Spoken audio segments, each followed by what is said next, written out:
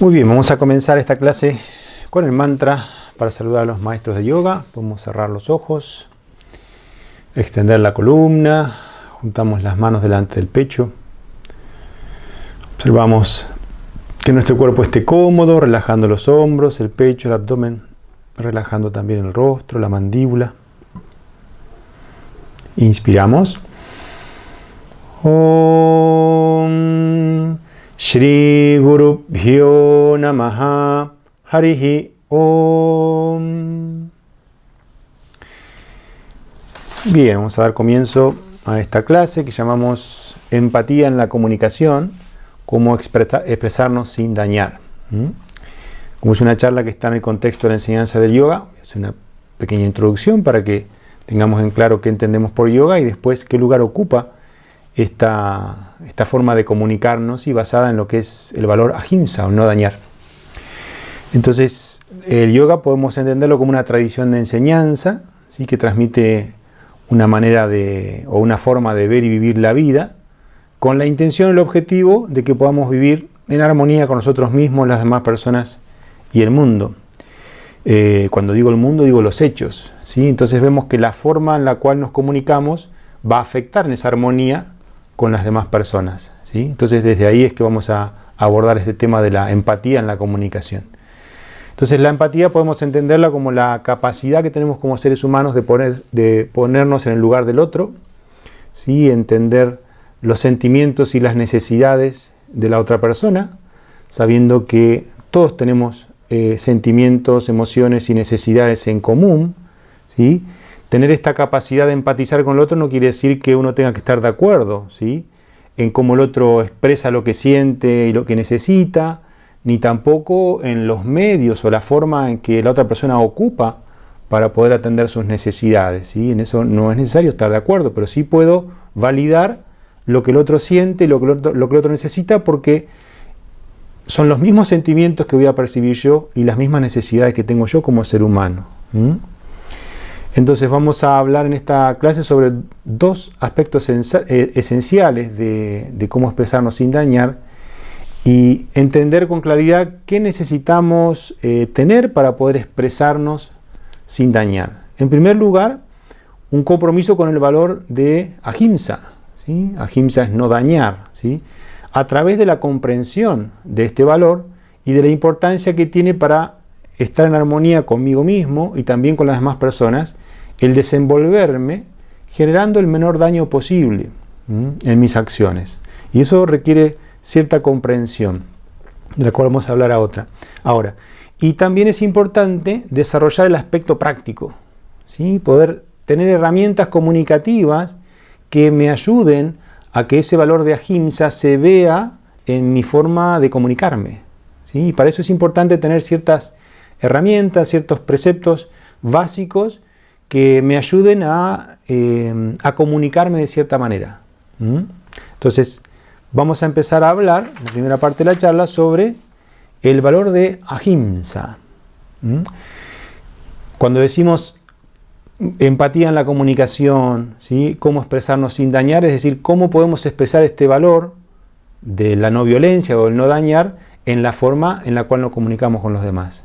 Entonces, ahimsa, decimos himsa quiere decir dañar, y a es el prefijo que niega. Entonces, ahimsa es el no dañar, ¿sí? El valor por no dañar o por generar el menor daño posible.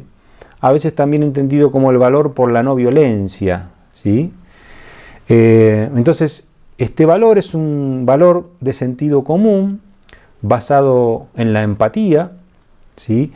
Basado en que si tengo esta empatía de poder ponerme en el lugar del otro, sé que el otro no le gusta que le hagan ciertas cosas porque a mí no me gusta que me las hagan, ¿sí?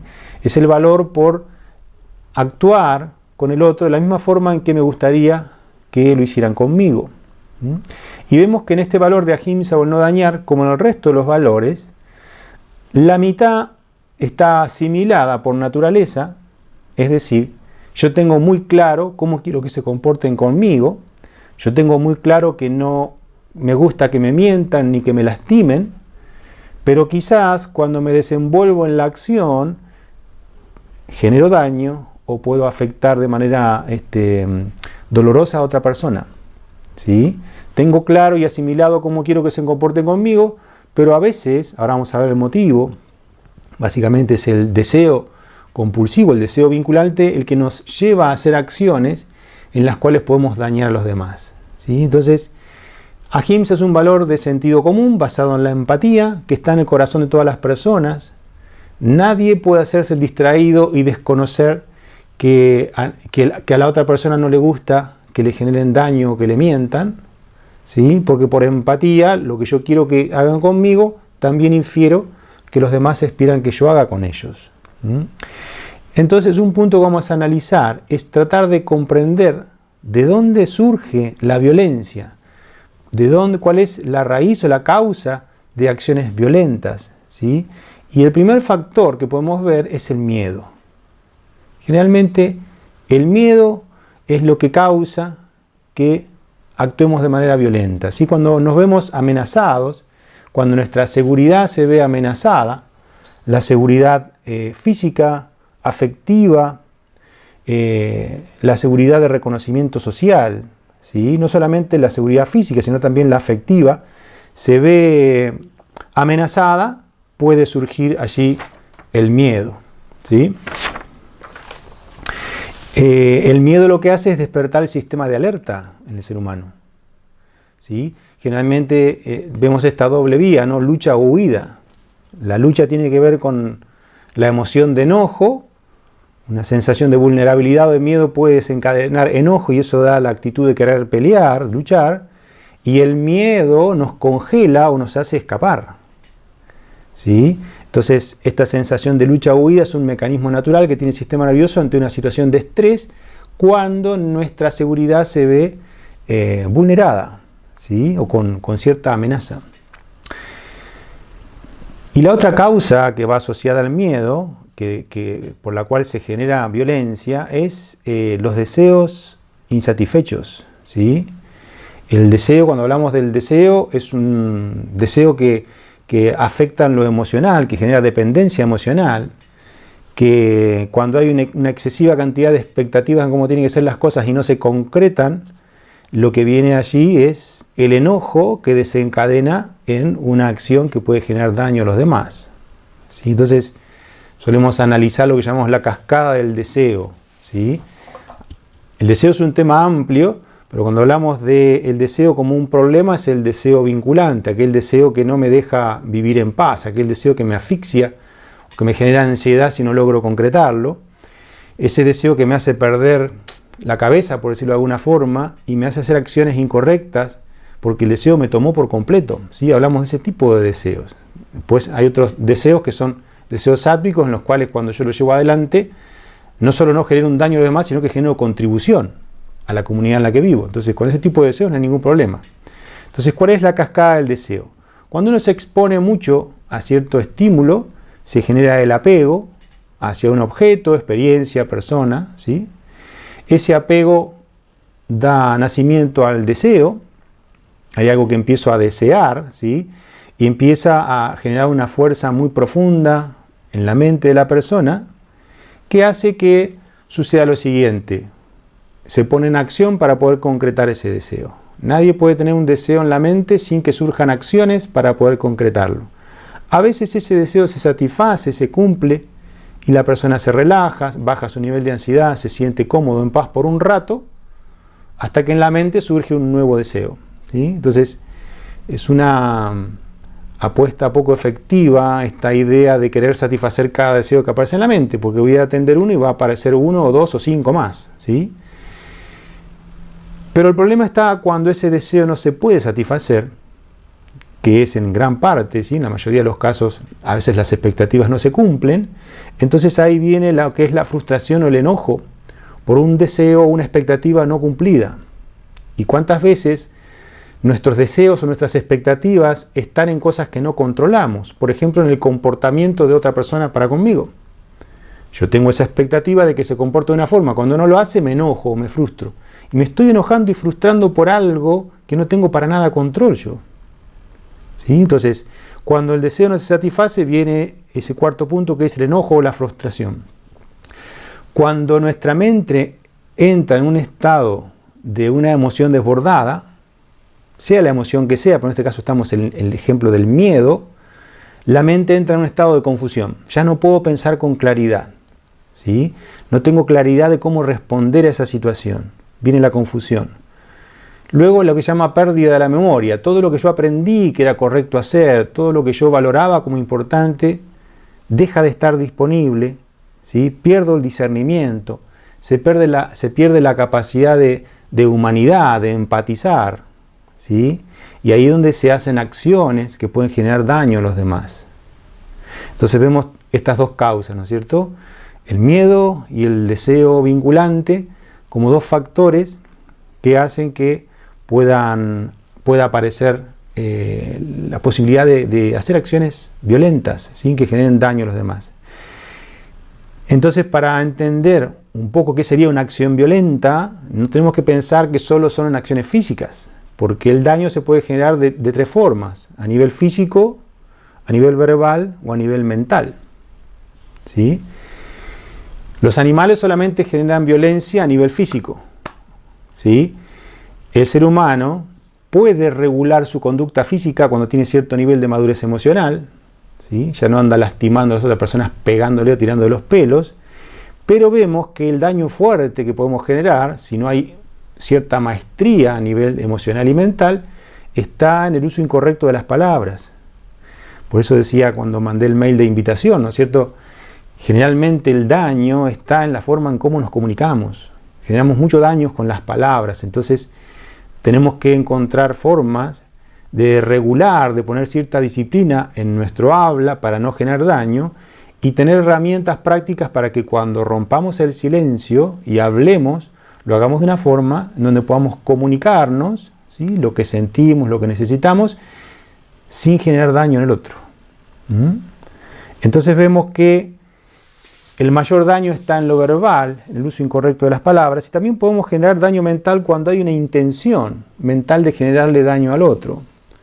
¿Sí? Cuando nosotros sabemos que hay alguien que nos quiere generar un daño, más allá de que no haga ninguna acción ni que diga nada, solo el hecho de saber que el otro tiene una intención, ya genera también un daño a la persona, ¿sí? Entonces, vemos que la regulación más importante tiene que estar en el uso correcto de la comunicación, ¿sí?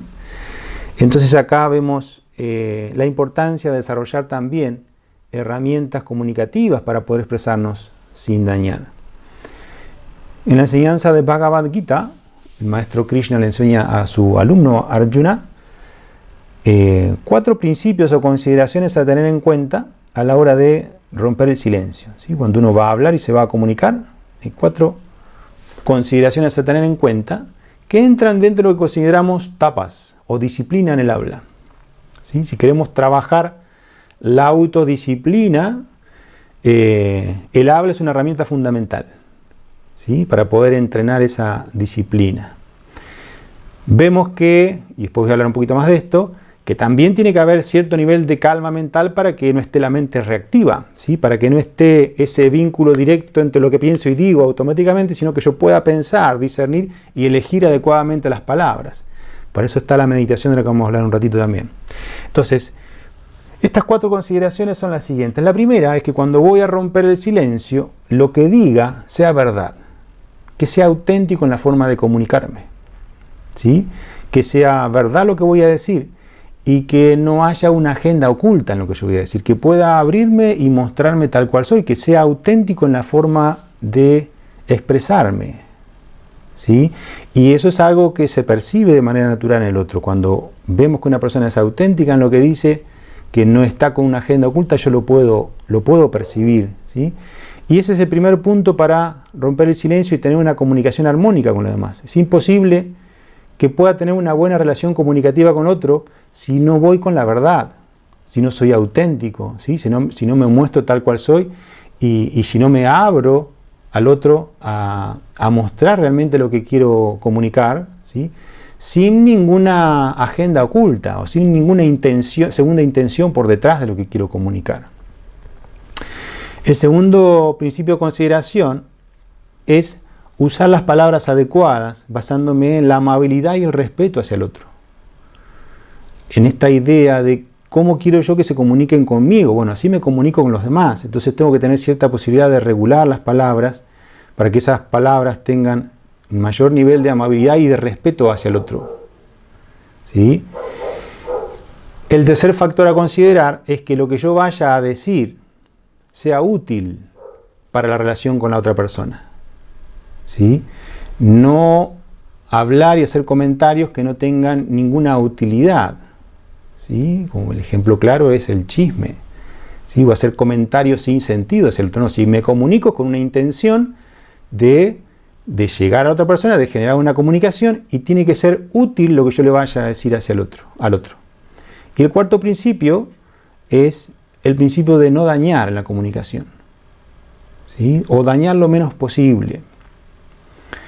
Entonces fíjense que a veces pueden darse 2 o 3 de estos factores, pero si no están los 4, no puedo expresar adecuadamente, ¿sí? lo que quiero comunicarle al otro.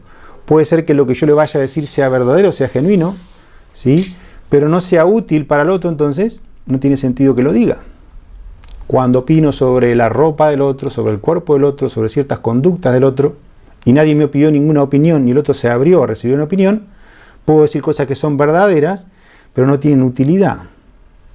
Eso sucede mucho en las personas que se jactan de ser auténticas, de ser espontáneas, de ser sinceras, y yo siempre digo lo que siento hacia el otro, no oculto nada. Pero ¿quién te pidió la opinión? Eso es lo primero que tenés que considerar. ¿Y qué utilidad tiene lo que vos le vas a decir al otro? Lo más probable es que le generes daño, que le generes ruido mental, que no sea de nada, ninguna utilidad, sin embargo fue verdad lo que vos dijiste. ¿Sí? Con respecto a la verdad y la amabilidad, el respeto, la utilidad, podemos ver también que sea el momento propicio para decir eso que tengo que decir.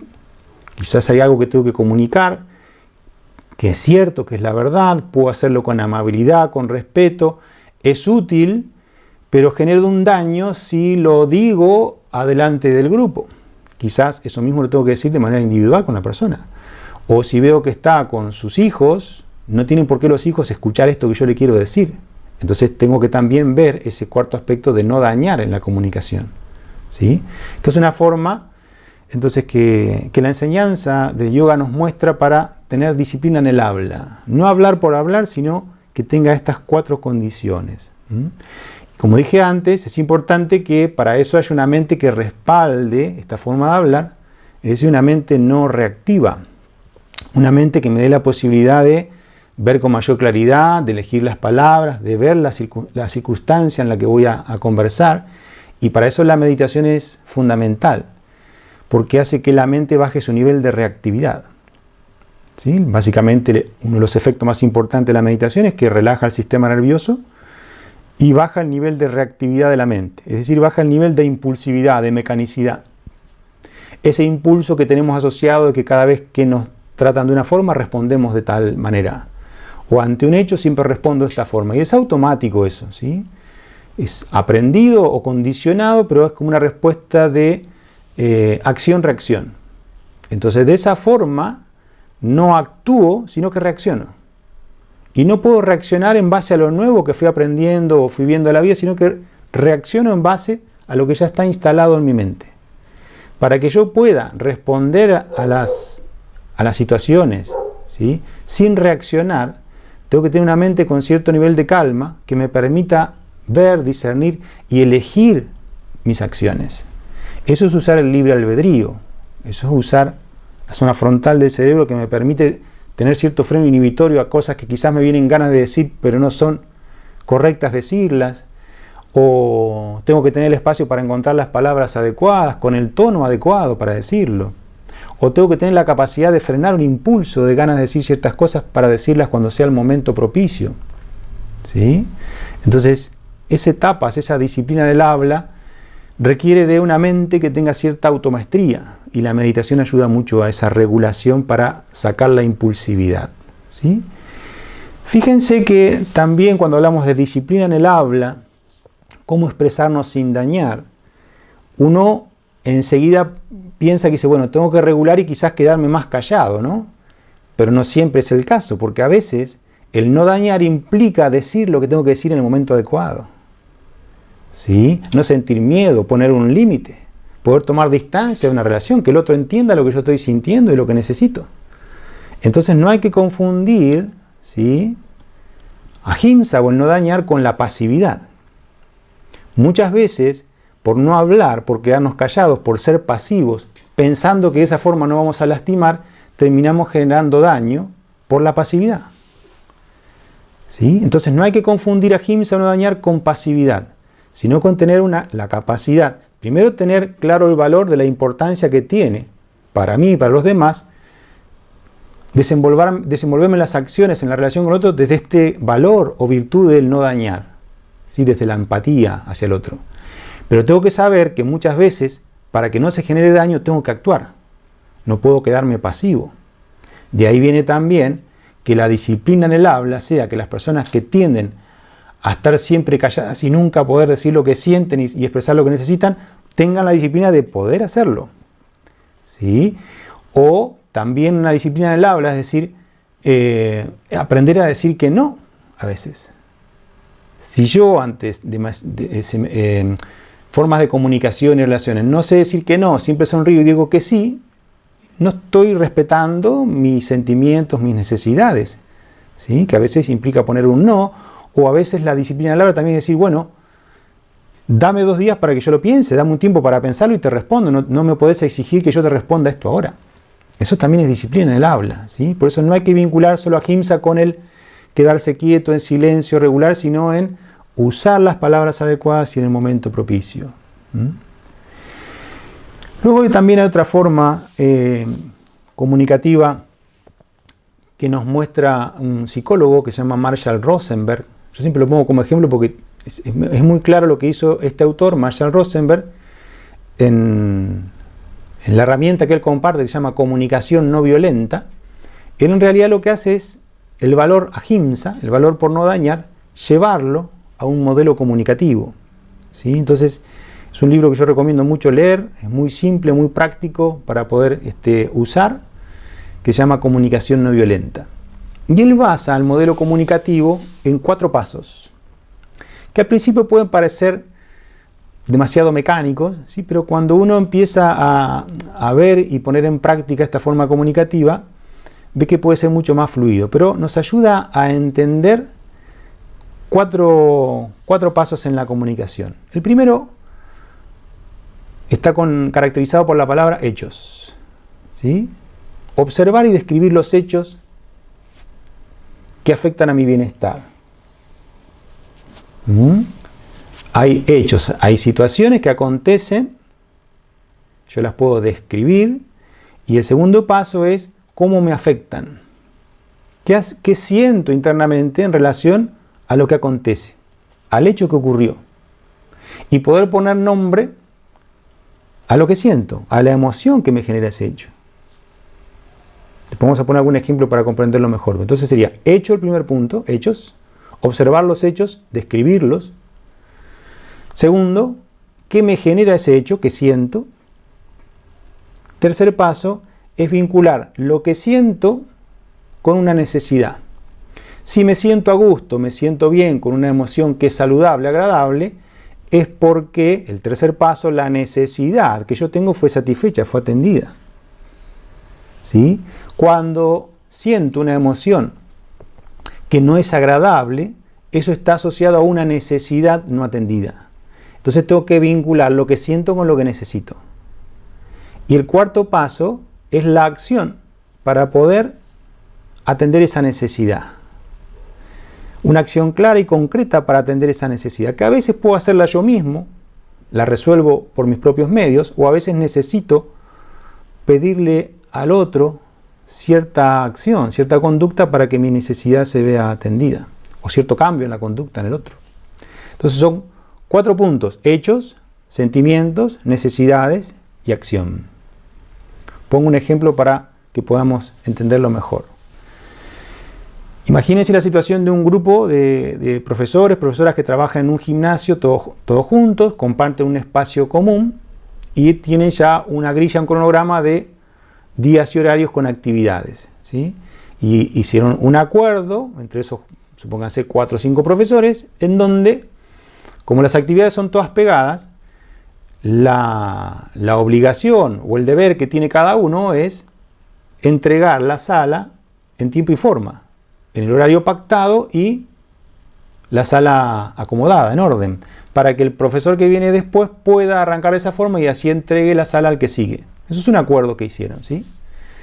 Entonces imagínense que en esta situación hay un profesor que siempre, o en muchos casos, la mayor parte de los días, se pasa de la hora, extiende su actividad y hace que el que sigue no tenga su derecho atendido, que es el de recibir la sala a horario y en condiciones. Fíjense cómo se vinculan obligaciones y derechos, ¿sí? Para que un derecho se vea atendido hay una obligación que tiene que estar antes. Y lo mismo nosotros. Tengo ciertas obligaciones para que los derechos de otros se vean atendidos. Es una combinación de deber y derecho, ¿sí? Entonces, este profesor va a recibir la sala y la mayor parte de los días es tarde, ¿sí? Entonces, primer punto, hay un hecho. No conviene decir siempre recibo la sala tarde, porque no es siempre. Bueno, de 8 clases capaz que son 7. Sería casi siempre. Pero una mirada objetiva de los hechos es, de las 8 clases que hay en el mes, entre 6 y 7, el profesor entrega tarde la sala. ¿Sí? Eso es un hecho. Un hecho que se puede ver con objetividad. Si está filmado con una cámara, se puede registrar si entregó horario o no. No es que yo sienta o piense que entregó tarde o no, que a mí me gustaría. No hay subjetividad, hay un hecho, ¿sí? El segundo paso, el sentimiento. Ante ese hecho, este profesor puede sentirse de diferentes formas, de acuerdo a la personalidad que tenga. Se puede enojar, puede sentir frustración, puede sentir una ansiedad que no la exprese, pero que se la lleve adentro, ¿sí? Pero hay algo que va a sentir ante un hecho. Y en este caso, como el hecho es que él no tiene la sala a horario, lo que va a sentir es incómodo, una emoción incómoda. Entonces ahí el tercer paso es vincular lo que siento con lo que necesito. ¿Por qué siento ansiedad? Y porque lo que necesito es poder cumplir con mis alumnos y empezar la clase en tiempo y forma como corresponde. Es una necesidad que tengo, como la tienen todos los profesores que trabajamos acá, y como la tienen también mis alumnos, con los cuales yo acuerdo un día y horario, ¿sí? Entonces, esa necesidad, cuando no está atendida, genera ese sentimiento de ansiedad, por ejemplo. Y el siguiente paso es la acción. No puede este profesor quedarse solamente con esa ansiedad que le genera el que no recibe la sala en tiempo y forma. Tiene que hacer una acción. A veces la acción la puede resolver él solo, pero en otros casos necesita comunicarle a la otra persona un acuerdo. Tiene que hacer una comunicación asertiva con el otro para que su necesidad de recibir la sala en tiempo y forma pueda darse. Entonces, ¿cómo sería el modelo comunicativo de este profesor que recibe la sala fuera de tiempo? Primero, tener claridad en describir los hechos, ¿sí? No generalizar, porque si va y le dice al otro, mira, siempre me entregás la sala tarde, dice, no, el martes pasado te la entregué horario. Sí, fue un día entre los 8. Entonces, claridad en la descripción del hecho. De las 8 clases que tiene en el mes, 6 no recibo la sala en tiempo y forma.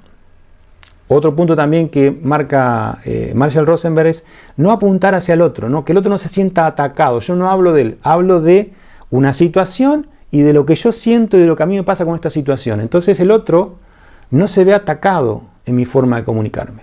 Porque si yo hablo del otro, ¿sí? Si este profesor dijera, mirá, todos los días me entregás la sala tarde y por tu culpa yo me siento de esta forma, se siente atacado y el sistema nervioso de todos los mamíferos, cuando se siente atacado, se ponen los guantes y se prepara para la pelea. Querramos o no, se genera eso. Entonces no tengo que comunicarme de una manera donde el otro se sienta agredido con lo que le digo. Entonces la forma adecuada de comunicarse sería describir los hechos, expresar la situación para que el otro se ponga en tema, ¿sí? ¿Qué es lo que yo siento? Siento ansiedad cuando no entregas la sala, cuando no recibo la sala a tiempo, porque yo tengo la necesidad junto a mis alumnos de empezar a horario la clase, para que yo después la pueda entregar a horario y cumplir con el compromiso que tengo con ellos, ¿sí? Entonces expreso lo que siento y expreso lo que necesito para que el otro pueda empatizar conmigo, porque el otro profesor tiene la misma necesidad que tengo yo. él puede ponerse en ese lugar de a ver qué le pasaría si él recibiera la sala siempre a destiempo. ¿Sí? La empatía se da cuando puedo expresarle al otro lo que siento y necesito, porque los sentimientos, las emociones y las necesidades son comunes en los seres humanos. Y luego viene la acción. ¿Sí? No sirve de nada que le cuente lo que él siente, lo que necesita, y se vaya con una sonrisa y dice, bueno, me alegro que me hayas contado, pero no sé qué querés de mí, yo voy a hacer lo que pueda. No, una acción concreta y clara. Yo necesito que a partir de ahora empecemos a coordinar para que yo reciba la sala en tiempo y forma. Yo lo que puedo hacer de mi parte es llegar 10 minutos antes para que cuando vos me veas, ya sabes que faltan 10 minutos y empieces a hacer el cierre de la clase. ¿Sí? Y hay una acción clara y concreta, un pedido claro y concreto, porque si no, no se cierra la comunicación.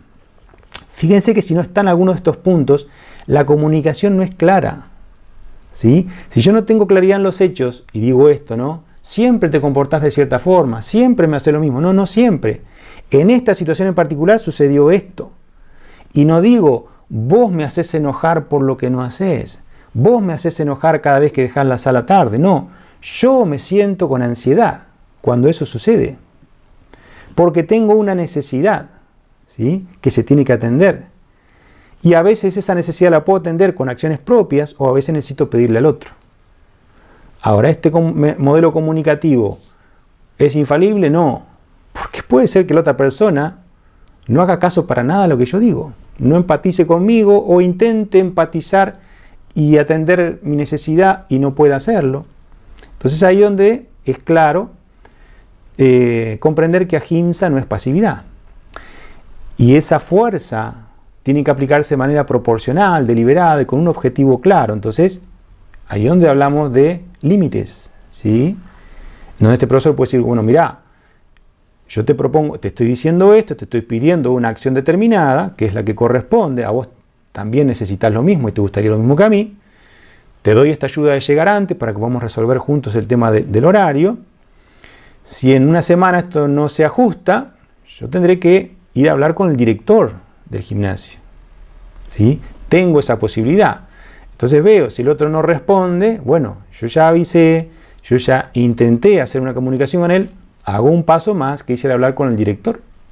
Ahora puede ser que el director me escuche, empatice y me ayude a resolver esta situación, o puede ser que al director le dé lo mismo y diga, arréglensela como puedan, yo no tengo nada que ver ahí. ¿Sí? Entonces, este modelo comunicativo, al menos lo que nos da, es saber que estamos expresándonos, intentando dañar lo menos posible, de una manera asertiva, pero no quiere decir que el otro cambie su conducta. ¿Sí? En ese caso yo lo que tengo que saber es también qué está en mis manos y qué no cambiar, qué es lo que sí yo puedo hacer. Pero lo que no sirve es que esta persona no exprese nada de esta situación que le genera ansiedad, y por no poder expresarse de manera adecuada en esa situación, ¿qué hace? Se lleva esa ansiedad a su casa. Y ahí es donde no está de manera adecuada o como corresponde con su pareja, con sus hijos, porque se arrastró una ansiedad que tendría que haberla canalizado en su ámbito de trabajo, expresándose de manera adecuada en la situación. ¿Sí? Entonces muchas veces se genera cierta indiferencia o cierta distancia cuando llega a su casa, y esa proporcionalidad en la fuerza que tendría que haber aplicado en el trabajo se la lleva a su casa y puede generar daño a través del hablar mal, de estar poco disponible en su familia, porque no pudo procesar de manera adecuada la forma de expresar lo que él siente y necesita. ¿Sí? Entonces, este modelo comunicativo es muy claro. Vuelvo a recordar el nombre del libro, Comunicación no violenta, de Marshall Rosenberg. Habla de estos 4 puntos. Obviamente es un libro muy completo que se explaya mucho en cada uno de los puntos y con ejemplos. Pero básicamente es la forma en la cual podemos empezar a comunicarnos, más que nada con la intención de que el otro no se vea atacado en la forma comunicativa y podamos llegar a una comprensión y un acuerdo. ¿Sí? Entonces, como para concluir esta charla, decimos que para poder relacionarnos con empatía y poder expresarnos sin dañar, tenemos que tener estas 2 cuestiones claras. Por un lado, el valor por ahimsa, por no dañar, por la virtud de poder relacionarme con las demás personas generando el menor daño posible. De esa forma voy a estar en armonía conmigo mismo y también con los demás, ¿sí? Y por el otro lado, desarrollar modelos comunicativos y cierta disciplina mental, por ejemplo, a través de la meditación, para que yo tenga herramientas adecuadas para poder expresar de manera correcta lo que siento y lo que necesito sin dañar a los demás. Vamos a hacer Om Shanti para terminar. Om Shanti Shanti Shanti.